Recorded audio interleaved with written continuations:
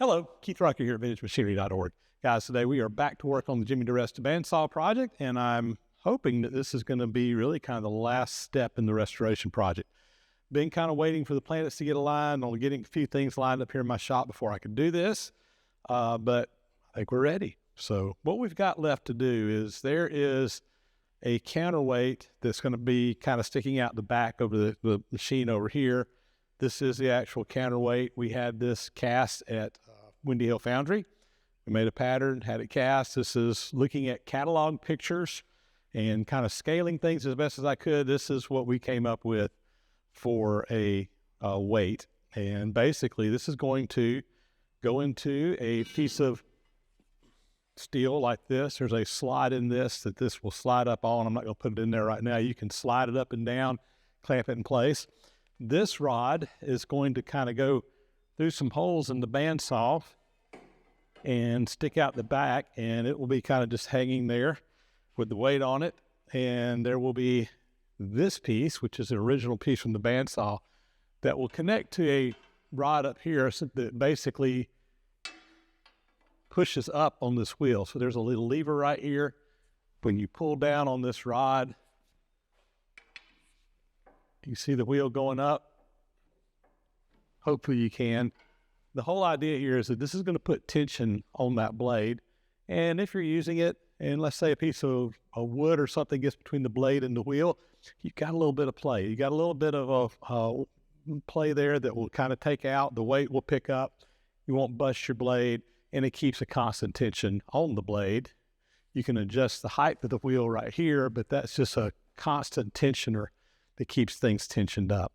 So we've got to do some forging today in my blacksmithing setup. That's part of the reason why this has kind of taken so long. It's taken me a while to get my blacksmithing forge set up where I can use it. But we got to make some modifications to this rod, or this piece here, to make it work. And let me kind of show you what we got to do there. So cast into the base of the machine, you see this little kind of square hole? This rod that is going to, the counterweight is going to balance on is going to kind of come up through this hole, and it's going to kind of pivot. That will become the pivot point for it. But in order for this to work, what we're going to have to do is we're going to have to upset this to make the part back here larger, and we've actually going to have to forge down a little bit down here to make it fit into that hole.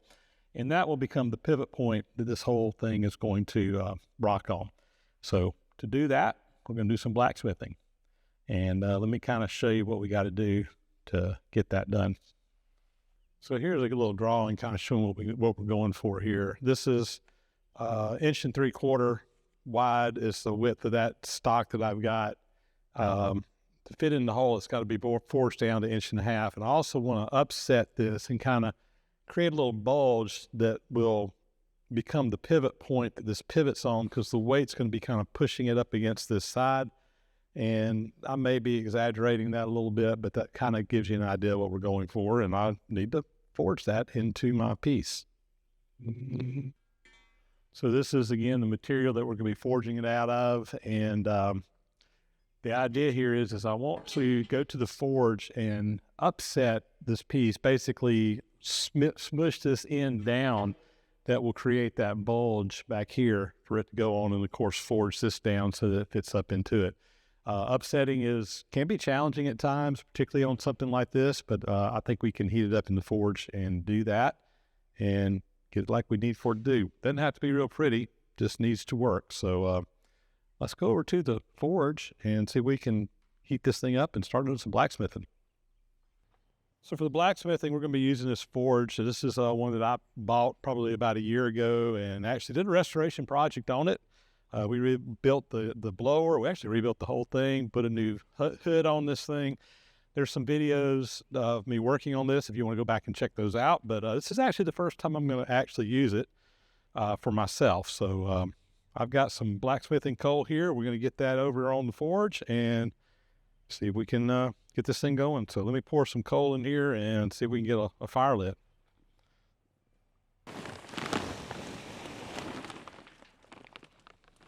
That's probably good for right now. Go ahead and put a little bit over here in this front area. That's I think just pour the whole bag and get. All right. One thing I've got to do sooner than later to use this whole forge is I gotta make some forge tools. I don't even have a poker or or shovel or anything to deal with this coal, but I think we'll be all right for right now. In fact, I may just real quickly before I even get started, at least get me something I can work this fire with. But I'm gonna go ahead and get a fire started. All right, we're gonna put some paper down here. Got a little bit of wood.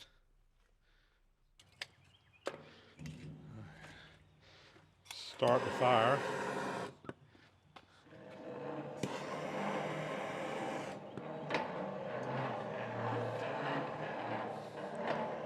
Using the blower a little bit, get a little breeze going through there. See if we can get that going.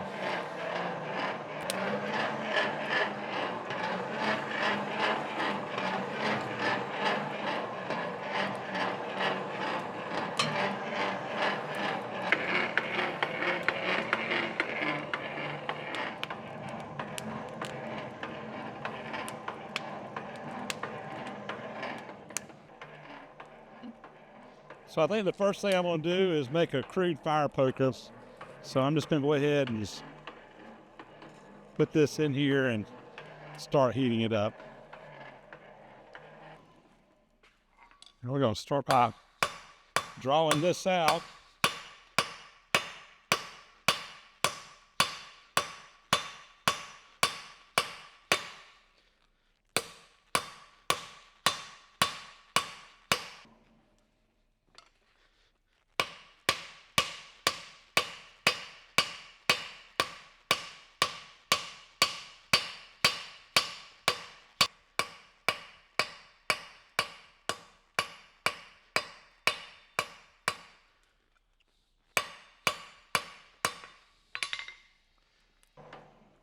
All right, I'm just gonna kind of bend this over now. This is not anything fancy, guys. Just quick and dirty.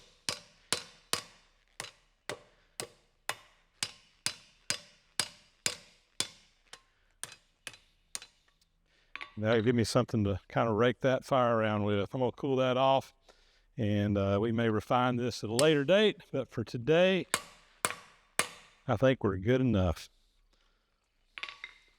So I've got my piece of iron that we're going to be working on here in the forge.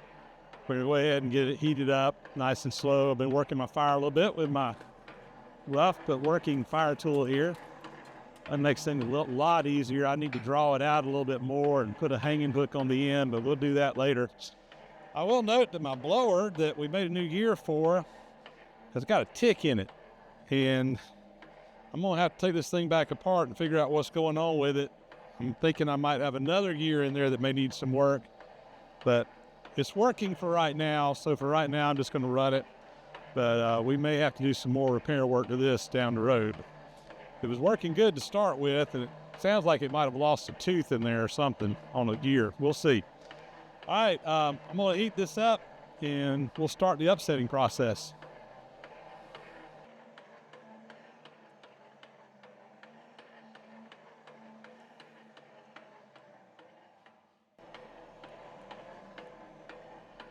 All right, I think we got some heat in there. And for this upsetting process, what I've got is an anvil down here on the floor.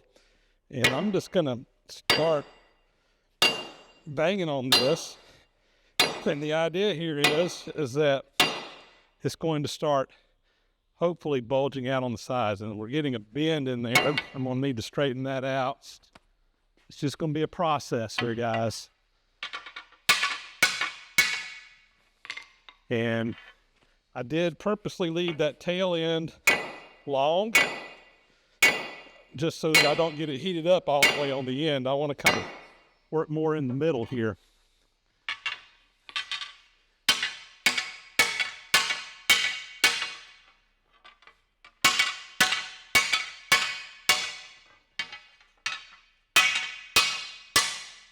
All right, we're going to take another heat.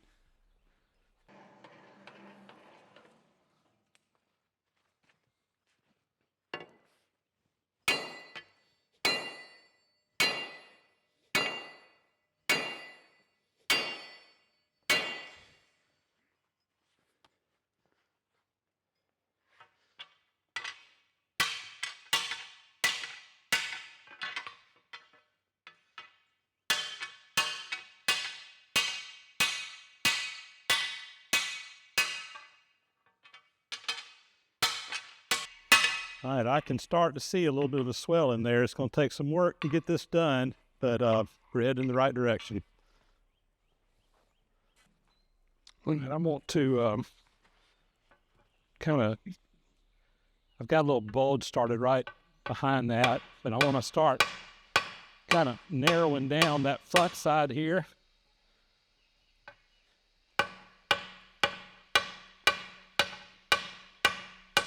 Remember, that's got to be a little bit narrower. So we're just going to work on that a little bit. Again, this end down here is longer than it needs to be. We will cut that off later on. Mainly just have it so I don't, when I'm upsetting, I'm not getting too hot on the end where it won't bulge out.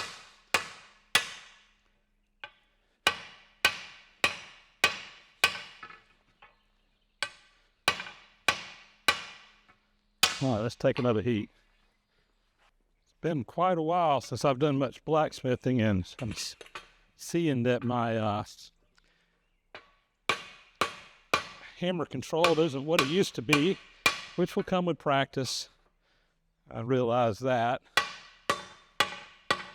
But I think we can get this job done regardless.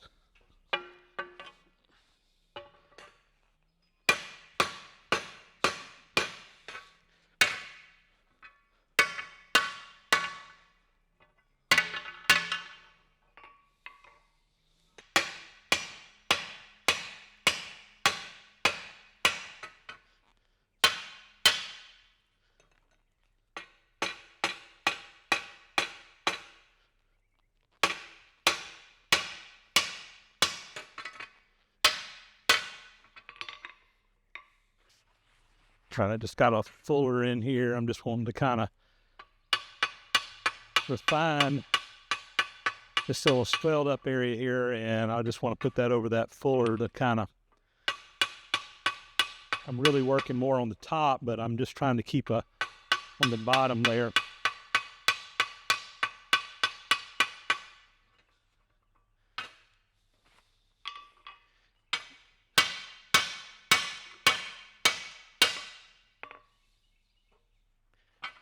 All right.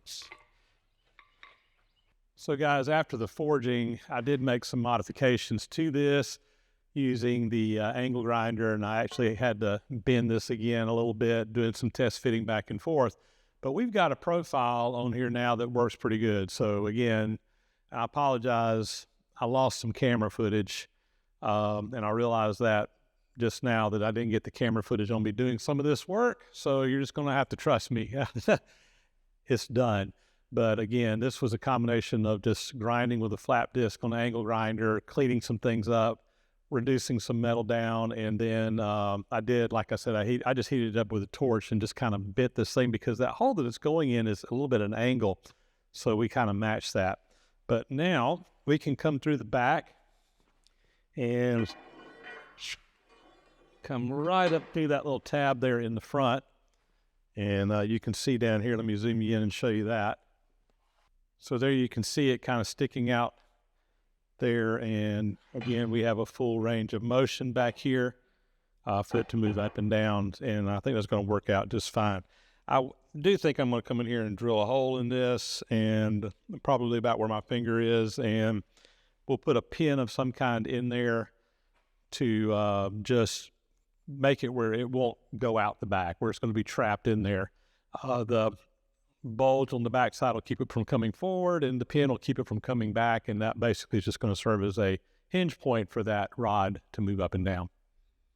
And here on the back side, again, we got the full range of motion in there for that to swing up and down. So in retrospect, we probably went through some extra steps there trying to put that upset in this. We probably could have just drawn that tang out and bent it and been just fine. The problem that I have is I didn't have an example to go by. I'm kind of figuring this thing out through trial and error. Now that we figured it out, you know, if I was going to go back and make it again, I probably would do it differently. But in my mind, what I needed to do versus what we actually had to do turned out to be two different things. End result, we got something that works, so I'm not worried about that. But again, we could have forged that a lot easier had I known this going into the whole thing, what was going on. So anyway, there you go. It's not going to hurt that we have that little bit of upset and swell in there at all. Only make it stronger, actually. So I think we're good. I am going to be putting this rod in, and this is original to the bandsaw. This is what connects the top and the bottom. You saw it a little bit earlier. I did just kind of want to point it out. I do need to clean it up and paint it, which I will do before we do the final assembly, but I'm pretty sure that this is wrought iron, old wrought iron, and this eye down here was forge welded originally. Very nice job, and basically got the same thing on both sides here. Very nice forge welded eye up on there. As for this connecting rod, I need to go ahead and kind of get it in place where I can figure out. I've got to cut a notch kind of like this on my bar on the bottom for that to catch on. So I do want to kind of just put this in place, let that hang there, and we'll slide the bar and bottom up through that eye and figure out where that notch needs to go. Kind of got to clear the line of sight through there. Whoops. All right, so I'm doing that rod.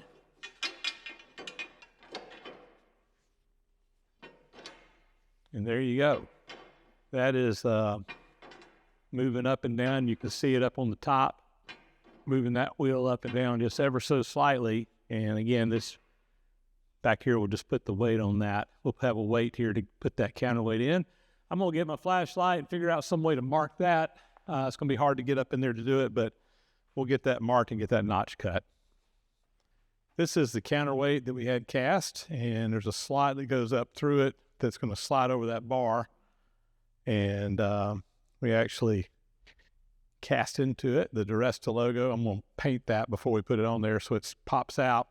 But before we do anything else, I need to drill some holes and tap in the back of this. I'm just going to basically have some set screws that are going to be able to go into this, and that's what will tighten this up on the bar. And I think I'm going to put 3 of them in here. Overkill, probably, but nothing too strong ever broke, right? That ought to hold it in place. I'm going to go over ahead and drill and tap those holes, and we'll bring you back here in just a minute.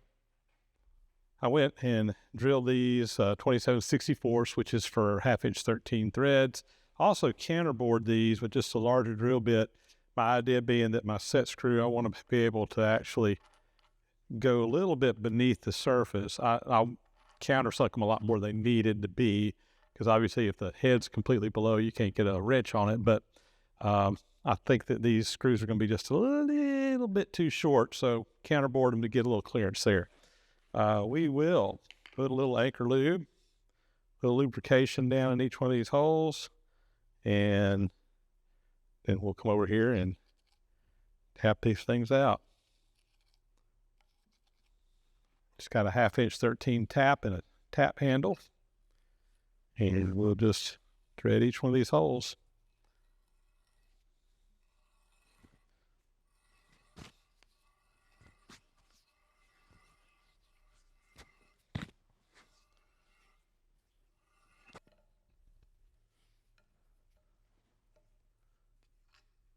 All right, one down.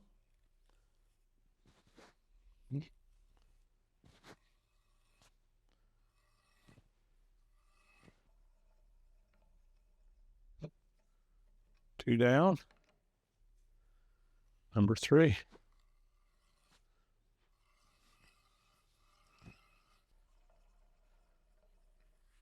There we go. 3 holes tapped.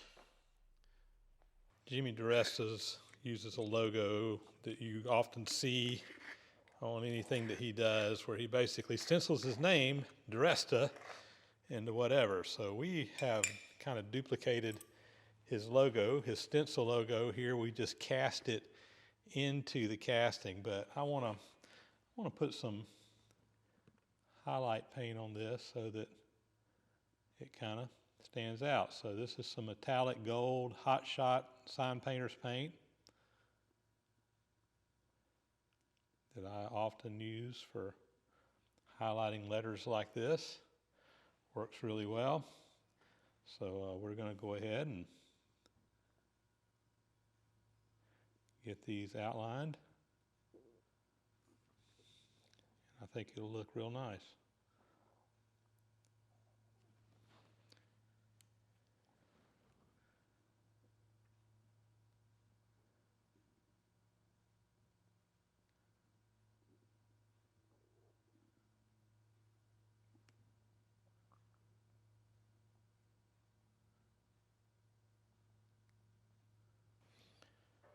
What I'm going to do, I think, is work across it this way.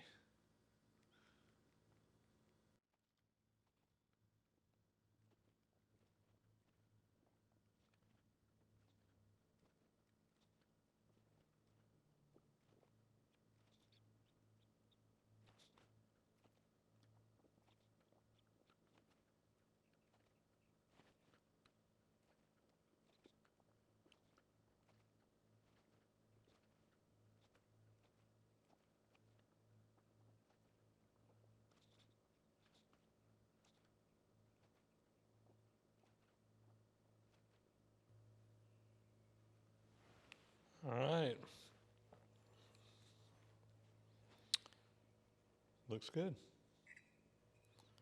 Well, I let the paint dry on some of this stuff overnight. It's actually the next morning, and we're getting ready to do our final assembly. So we'll start with the connecting rod here again. I'll just drop this down in the casting, hook it onto the notch up here at the top, like such. This is a counterweight bar. I did notch out a notch in here. I just used a grinder, did nothing fancy, just put a little notch in there to catch that rod. And we're going to slide this up through there. It's going to go through that connecting rod up top and into the tab up in the front. There we go. And it is working. I'm not sure that it would ever be an issue, but we're going to put a little bolt in here to kind of capture that in place. So I just got to drill a hole through there, and that will keep that from sliding out should it ever need to. And I get some wrenches and tighten that up. But anyway, we just got that in there to hold it in place. Got the set screws in the back here. We're going to slide this up onto the rod here, and that will do a great job of giving us that tension. And I'm going to go ahead and take a wrench here, and we will tighten these up on the back. And there you go, one counterweight installed. I think that turned out nice. Again, this is patterned after the original, at least in the catalog art, and we personalized that a little bit with Jimmy's logo.